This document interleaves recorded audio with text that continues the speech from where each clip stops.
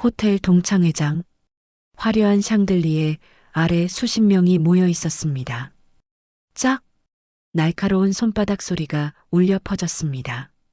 한 여자가 바닥에 주저앉았습니다. 뺨에는 선명한 빨간 손자국. 명품 드레스를 입은 여자가 차갑게 내려다보며 말했습니다. 꽃집이나 하면서 감히 나랑 같은 자리에 앉아? 주변 사람들은 숨을 죽였습니다. 아무도 말리지 않았습니다. 맞은 여자는 그저 뺨을 감싸고 고개를 숙일 뿐이었습니다. 그날 세무사인 줄만 알았던 며느리 때문에 은행 하나가 통째로 무너지게 될 줄은 아무도 몰랐습니다. 150억 원의 추징금, 징역 8년형이 선고될 줄도 몰랐죠.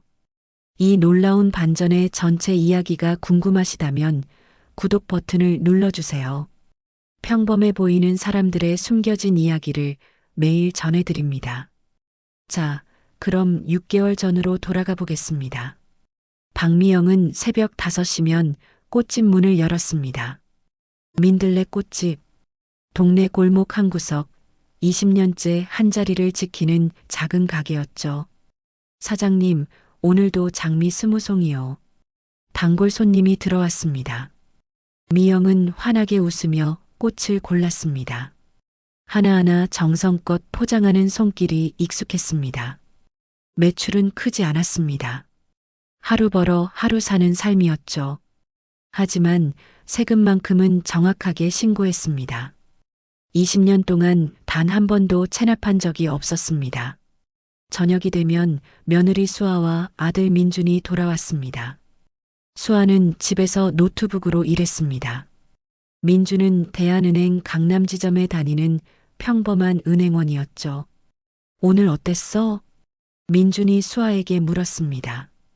응, 그냥 프리랜서 세무사 일 좀 했어. 개인 사업자들 장부 정리해 주는 거. 수아가 대답했습니다. 평범한 대화였습니다. 식탁에 앉아 저녁을 먹을 때였습니다. 미영이 한숨을 쉬었습니다. 요즘 꽃값이 자꾸 올라서 마진이 줄었어. 괜찮으실 거예요, 어머니. 수아가 위로했습니다. 그런데 며칠 뒤였습니다. 미영에게 세무서에서 전화가 왔습니다. 익명으로 탈세 신고가 들어왔습니다. 조사 나가겠습니다. 미영은 얼굴이 하얗게 질렸습니다. 탈세라니요? 20년 동안 한 번도 문제없이 세금을 냈는데요. 누가 왜 이런 신고를 한 걸까요? 서류를 준비하며 미영의 손이 떨렸습니다. 며칠 뒤 조사관이 나왔습니다. 꽃집 구석구석을 살폈습니다. 장부를 확인했습니다. 결과는 이상 없음이었습니다. 깨끗하시네요. 문제 없습니다. 조사관이 돌아갔습니다. 하지만 미영의 마음은 편치 않았습니다. 대체 누가, 왜? 미영은 불안한 표정으로 하루를 마쳤습니다. 일주일도 지나지 않아 또 전화가 왔습니다. 세무서였습니다. 또 신고가 들어왔습니다. 다시 나가야겠습니다. 미영의 얼굴이 창백해졌습니다. 또요? 저번에 이상 없다고 했잖아요. 손이 떨렸습니다. 또다시 서류를 준비했습니다. 조사관이 또 나왔습니다. 또다시 구석구석 뒤졌습니다. 결과는 역시 이상 없음이었습니다. 미영은 그날 밤 수아에게 말했습니다. 이거 누가 일부러 신고하는 것 같아. 어머니, 누가 어머니를 그렇게 미워할까요? 수아가 의아해했습니다. 하지만 미영은 대답하지 못했습니다. 누굴까요? 누가 저를 이렇게 괴롭히는 걸까요? 같은 시각 민주는 은행에서 야근 중이었습니다. 대출 서류를 검토하고 있었죠. 그런데 이상한 점이 보였습니다. 고액 대출인데 이자, 소득이 장부에 없었습니다. 어디로 간 걸까요? 민주는 다른 서류들도 확인했습니다. 비슷한 패턴이 수십 건이었습니다. 차명계좌, 페이퍼 컴퍼니라는 이름들이 보였습니다. 납품 단가도 이상했습니다. 시세의 3배였습니다. 이건 명백한 탈세인데 민주는 중얼거렸습니다. 가슴이 두근거렸습니다. 이걸 어떻게 해야 하지? 상사에게 보고해야 하나? 아니면 모른 척해야 하나? 집에 돌아와서도 민준의 표정은 어두웠습니다. 무슨 일 있어요? 수아가 물었습니다. 아니, 회사 일이 좀. 민준은 제대로 대답하지 못했습니다. 실제로는 머릿속이 복잡했습니다. 제보하면 어떻게 될까? 어머니가 걱정하실까? 내가 회사에서 찍히는 건 아닐까? 그날 밤 민주는 잠을 이루지 못했습니다. 천장만 바라보며 고민했습니다. 정직하게 사는 게 맞는 걸까? 아니면 그냥 모른 척하는 게 현명한 걸까? 아침이 되었습니다. 민주는 결심했습니다. 어머니가 늘 말씀하셨죠. 정직하게 살라고. 잘못된 건 바로 잡아야 한다고. 민주는 익명으로 국세청에 제보하기로 했습니다. 미영의 휴대폰에 문자가 왔습니다. 고등학교 동창회 모임이었습니다. 호텔에서 만난다는 내용이었죠. 미영은 화면을 보며 망설였습니다. 가고 싶지 않았습니다. 하지만 가지 않으면 또 뭐라고 할까요? 미영은 옷장을 열었습니다. 수수한 블라우스를 꺼냈습니다. 화장도 하지 않았습니다. 그저 깔끔하게만 보이려 했죠. 호텔 연회장에 도착했습니다. 화려한 샹들리에가 빛났습니다. 동창들은 이미 모여 있었습니다. 비싼 옷을 입고 명품 가방을 들고 큰 소리로 웃고 있었습니다. 어머, 미영이 왔네. 날카로운 목소리가 들렸습니다. 유지영이었습니다. 명품 드레스에 화려한 목걸이를 두른 여자. 의자에 앉아 여왕처럼 다른 사람들을 내려다보고 있었죠. 그 옷 작년에도 입지 않았어? 이제 슬슬 새 옷 좀 사 입어야 하는 거 아니야? 주변 동창들이 웃었습니다. 미영의 얼굴이 화끈거렸습니다. 응, 아껴 입는 거야. 미영이 작게 대답했습니다. 아껴 입긴. 돈이 없어서 그러는 거지. 꽃집에서 얼마나 벌겠어? 유지영이 비웃었습니다. 여기 앉아. 내 옆에. 미영은 유지영 옆에 앉았습니다. 유지영이 명령하듯 말했습니다. 목말라. 물 좀 떠와. 미영은 일어나 물을 떠왔습니다. 유지영은 한 모금 마시더니 얼굴을 찌푸렸습니다. 미지근하잖아. 차가운 거로 다시 떠와. 제대로 못해. 미영은 아무 말 없이 다시 물을 떠왔습니다. 다른 동창들은 그 모습을 보며 수군거렸습니다. 미영이 참 착하긴 해. 착한 게 아니라 할 말이 없는 거지. 제 아들이 지영이 남편 회사 다니잖아. 아, 그래서 저러는구나. 미영은 그 말들을 들었습니다. 하지만 모른 척했습니다. 유지영이 다시 입을 열었습니다. 야, 미영아. 꽃집이 요즘 세무조사 받았다며? 역시 수준은 안 변해. 미영의 가슴이 철렁했습니다. 어떻게 알았을까요? 탈세라도 했어? 꽃집 같은 데서 세금이나 제대로 내냐? 아니야. 이상 없었어. 누가 잘못 신고한 거야. 미영이 변명했습니다. 그래. 그럼 다행이네. 유지영이 차갑게 웃었습니다. 그리고 낮은 목소리로 말했습니다. 아들 대한은행 다니지? 요즘 그 지점 말 많던데. 미영의 얼굴이 창백해졌습니다. 지점장이 우리 남편이잖아. 조심해야지. 괜히 나섰다가 잘리면 큰일 나는 거 알지? 고마워, 지영아. 미영은 고개를 숙였습니다. 유지영이 흡족한 표정을 지었습니다. 고마운 줄 알면 앞으로 더 잘해. 알았지? 미영은 대답할 수 없었습니다. 그저 고개만 끄덕였습니다. 민주는 며칠 동안 고민했습니다. 하지만 결국 마음을 정했습니다. 어머니가 늘 말씀하셨죠. 정직하게 살라고. 잘못된 건 바로 잡아야 한다고. 민주는 국세청 홈페이지에 접속했습니다. 익명 제보 메뉴를 클릭했습니다. 손이 떨렸지만 입력하기 시작했습니다. 대한은행 강남지점 유태식 지점장, 불법 대출, 이자소득 탈루, 차명계좌 운영, 페이퍼 컴퍼니를 통한 자금 세탁, 증거 서류도 첨부했습니다. 사진으로 찍어둔 대출 명세서, 이상한 계좌 번호들, 납품 내역서 모두 업로드했습니다. 제보 완료. 민주는 노트북을 덮었습니다. 가슴이 두근거렸습니다. 이게 맞는 걸까? 하지만 이미 늦었습니다. 제보는 끝났습니다. 며칠 뒤부터 회사 분위기가 이상해졌습니다. 아침에 출근하면 동료들이 눈을 피했습니다. 회의에 민준만 빠졌습니다. 이 대리는 오늘 회의 안 나와도 돼요. 상사가 차갑게 말했습니다. 점심시간에도 아무도 민준을 부르지 않았습니다. 민준은 혼자 편의점 김밥을 먹었습니다. 무슨 일이 벌어지고 있는 걸까요? 같은 시각 꽃집에도 이상한 일이 벌어졌습니다. 건물주가 찾아왔습니다. 사장님 죄송한데요. 계약 연장을 고민 중이에요. 왜요? 제가 뭘 잘못했나요? 미영이 당황하며 물었습니다. 그게 위에서 압력이 좀 들어와서요. 제 입장도 난처해요. 건물주는 미안한 표정으로 돌아갔습니다.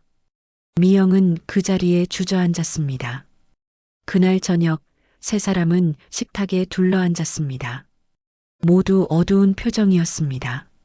민준아, 회사에서 무슨 일 있니? 미영이 물었습니다. 아니에요. 그냥 바쁜 시기라서요. 민준은 제대로 대답하지 못했습니다. 수아는 조용히 두 사람을 지켜봤습니다. 뭔가 이상했습니다. 어머니한테 반복되는 세무조사, 건물주의 압력, 민준의 어두운 표정. 이 모든 게 우연일까요? 식사 후 수아는 방으로 들어가 노트북을 켰습니다. 대한은행 강남지점을 검색했습니다. 최근 뉴스를 찾아봤습니다. 특이사항은 없었습니다. 하지만 수아의 직감이 말했습니다. 뭔가 있다고. 수아는 자신이 가진 자료를 열어봤습니다. 몇 달 전부터 조사하던 사건이었습니다. 화면에 복잡한 계좌 흐름도가 나타났습니다. 차명계좌, 페이퍼 컴퍼니, 해외 송금 내역.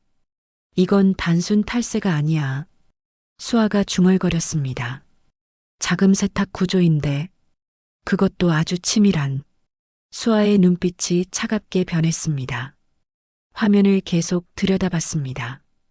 그리고 어떤 연결고리를 발견했습니다.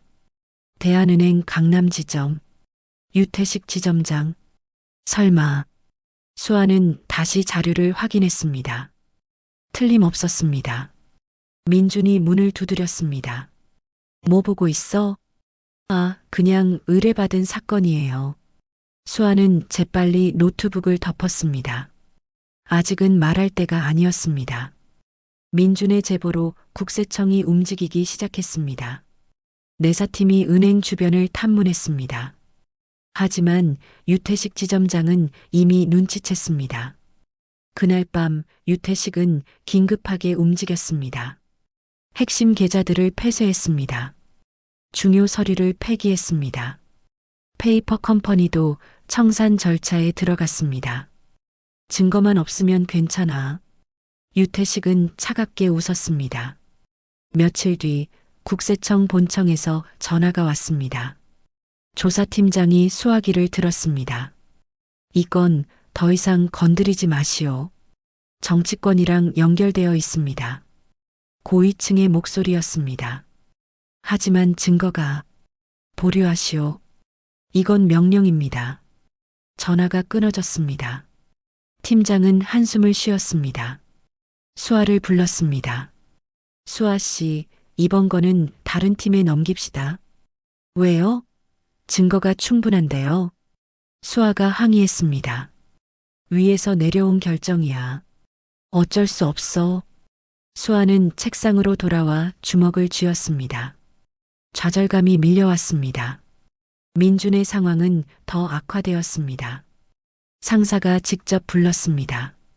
이 대리, 당신 어디다 이상한 말한 거 아니야? 무슨 말씀이신지. 민준이 당황하며 말했습니다. 국세청에서 조사 나왔다 갔어. 누가 제보했는지 다 안다고. 당신이지? 민준은 대답할 수 없었습니다. 다음 주까지 사표 내. 알아서 해. 상사는 차갑게 돌아섰습니다. 꽃집에도 또 연락이 왔습니다. 이번엔 세무조사가 아니었습니다.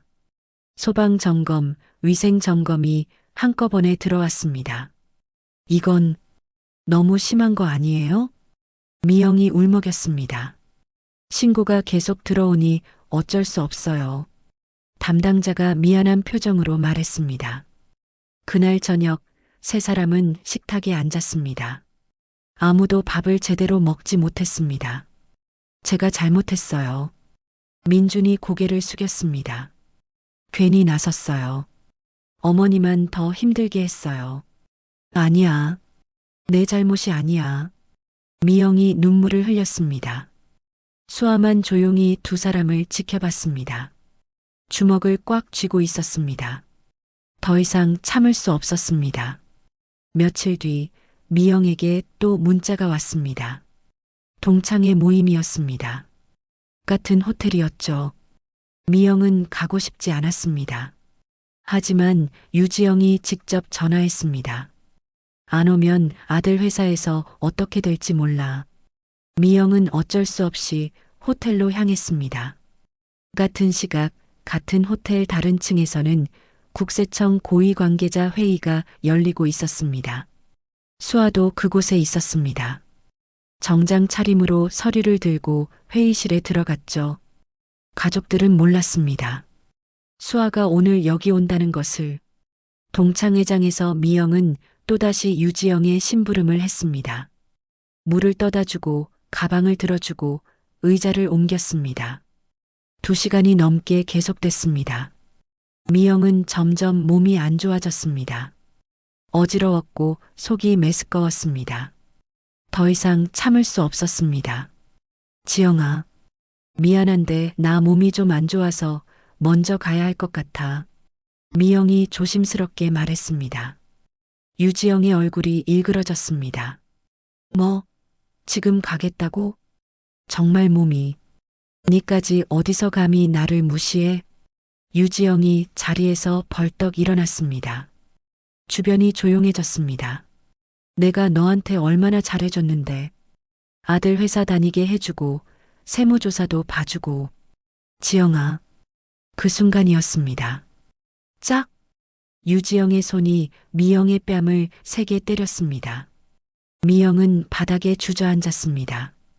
뺨에 선명한 빨간 손자국이 남았습니다. 꽃집이나 하면서 감히 나랑 같은 자리에 앉아? 주변 사람들은 숨을 죽였습니다. 아무도 말리지 않았습니다. 복도에서 회의를 마친 수아가 지나가고 있었습니다. 동창회장 문이 살짝 열려 있었습니다. 안을 보게 됐습니다. 시어머니가 바닥에 주저앉아 있었습니다. 뺨을 감싸고 눈물을 흘리고 있었습니다. 한 여자가 내려다보며 비웃고 있었습니다. 수아의 표정이 차갑게 굳어졌습니다. 수아는 즉시 호텔 관리실로 향했습니다. 국세청 신분증을 제시했습니다. CCTV 영상이 필요합니다. 지금 즉시요. 무슨 일이신가요? 폭행 사건 현장입니다. 로즈홀 복도와 내부, 오늘 오후 7시부터 지금까지 모두 복사해 주세요. 직원은 서둘러 영상을 USB에 담았습니다.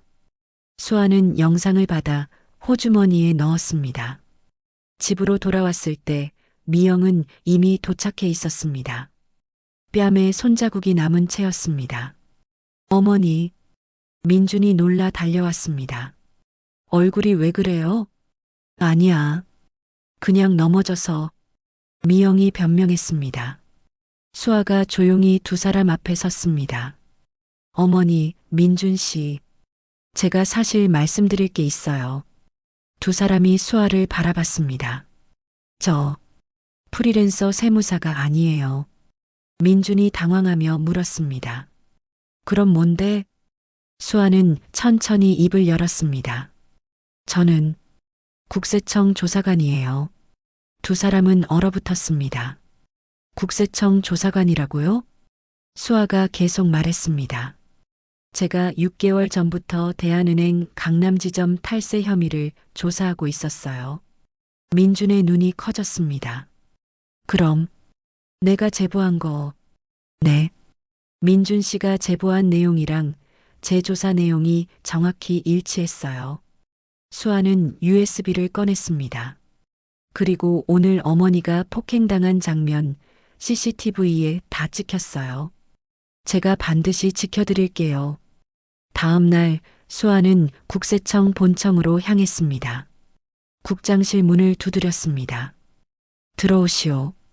수아는 서류와 USB를 책상 위에 올려놨습니다. 이번 건은 제가 반드시 마무리하겠습니다. 국장은 자료를 검토했습니다.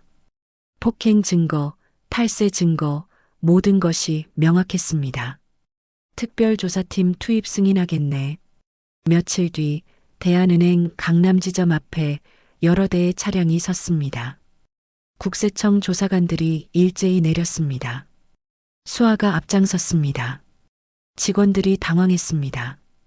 유태식 지점장의 얼굴이 창백해졌습니다. 수아가 신분증을 제시했습니다. 국세청 특별조사팀 강수아입니다. 유태식이 비웃었습니다. 특별조사팀? 이미 위에서 보류. 수아가 말을 끊었습니다. 그리고 저는 6개월 전부터 이 지점 전담 조사관이었습니다. 유태식의 표정이 굳어졌습니다. 조사팀은 사무실을 뒤졌습니다. 컴퓨터, 서류, 장부를 모두 압수했습니다. 차명 계좌를 추적했습니다. 페이퍼 컴퍼니 계좌를 동결했습니다. 수아가 보고받았습니다. 유지영 씨 명의 스위스 계좌 발견했습니다. 금액이 50억입니다. 수아는 고개를 끄덕였습니다. 역시 단순 배우자가 아니라 공범이었군요. 조사팀은 유지영의 집으로 향했습니다.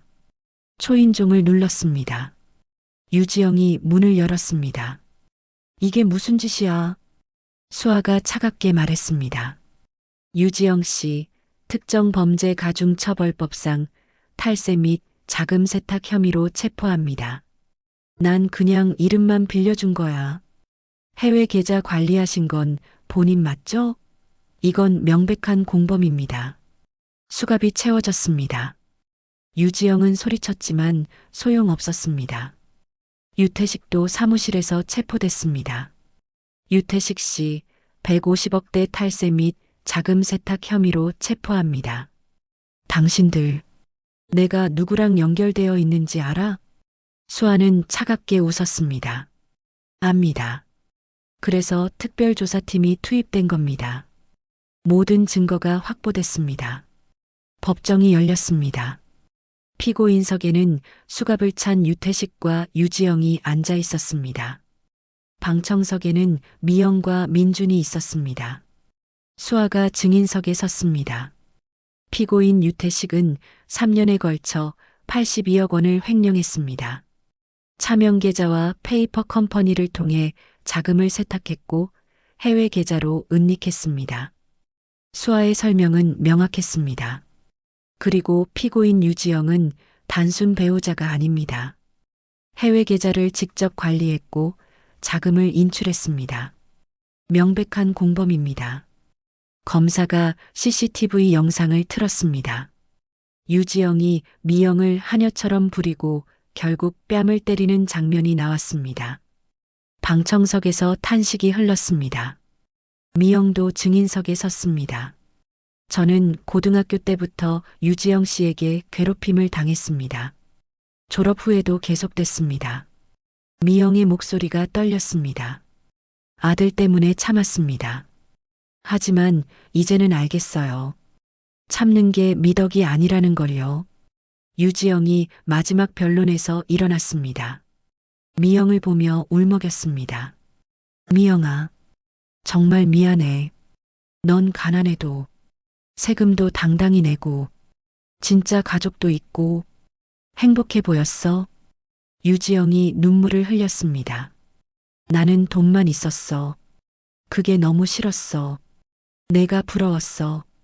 방청석이 조용해졌습니다. 판사가 판결문을 읽었습니다. 피고인 유태식, 징역 8년 및 추징금 200억 원. 피고인 유지영, 징역 2년 및 추징금 50억 원. 방청석에서 박수가 터졌습니다. 며칠 뒤 민들레 꽃집 앞에 현수막이 걸렸습니다. 성실납세자 표창 수상. 손님들이 줄을 섰습니다. 사장님, 뉴스 봤어요. 정말 대단하세요. 미영은 눈물을 글썽이며 꽃을 쌌습니다. 20년 동안 고개 숙이고 살았지만 이제는 당당했습니다. 민주는 다른 은행에 특별 채용됐습니다. 내부 제보자 보호 규정 덕분이었죠. 그날 저녁 세 사람은 식탁에 둘러앉았습니다. 어머니, 이제 아무도 무시 못해요. 수아가 말했습니다.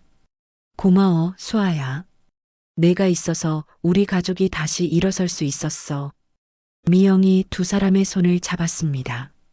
정직하게 사는 게 결국 옳았어요. 민준이 웃었습니다. 세 사람은 행복하게 웃었습니다. 참는 것보다 당당한 게 진짜 미덕이라는 걸 그들은 이제 알았습니다.